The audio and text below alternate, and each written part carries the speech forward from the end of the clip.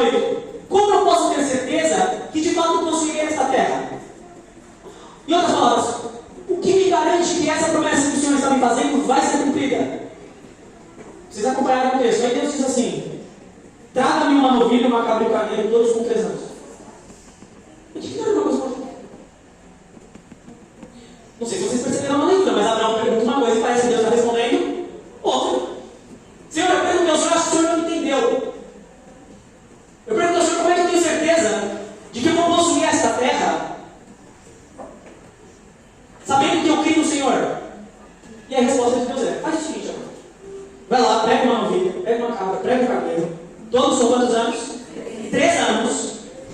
Você vai cortar o meio, matar e cortar o meio, colocar as metades uma do lado da outra.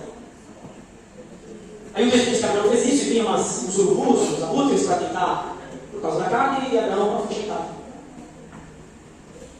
Você olha para essa história e fala: não, é difícil de entender o que é que Deus está fazendo aqui, o que a história está contando. Então você precisa de informação sobre.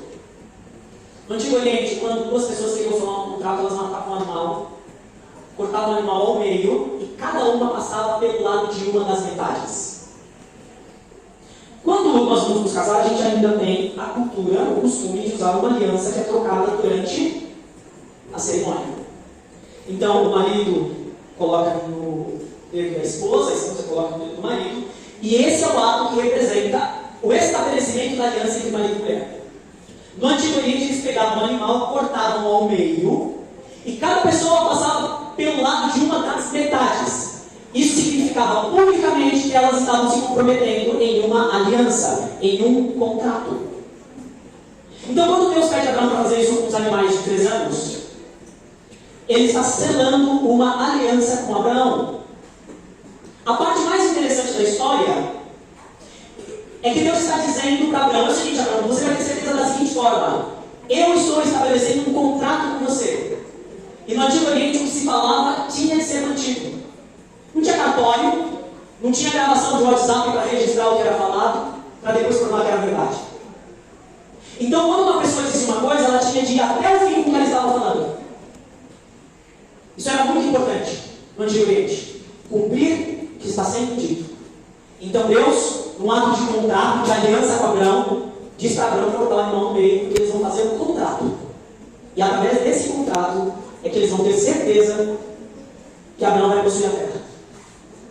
Agora a parte curiosa é a seguinte: olha o que diz o versículo de número 17. Quando o sol se pôs e veio a escuridão, Abraão viu um fogareiro fulminante de uma tocha ardente passarem por entre as metades das carcaças. Vocês lembram da história de Moisés diante da sarça que não se consumia? Lembram? Essa é uma das várias representações, uma das várias manifestações da presença de Deus: fogo, vento, fumaça. Quando a gente lê esse texto de que um fogareiro fumegante e uma tocha ardente passaram por entre as metades, para Abraão estava claro, agora para nós numa primeira leitura não, que quem estava passando por entre as metades era a presença do próprio Deus. Mas eu não disse a vocês que o contrato é estabelecido pelas 2 partes? Mas a presença de Deus passou pelas 2 partes. Isso significa dizer que que Deus estava se comprometendo pela parte dele no contrato e também pela parte de Abraão.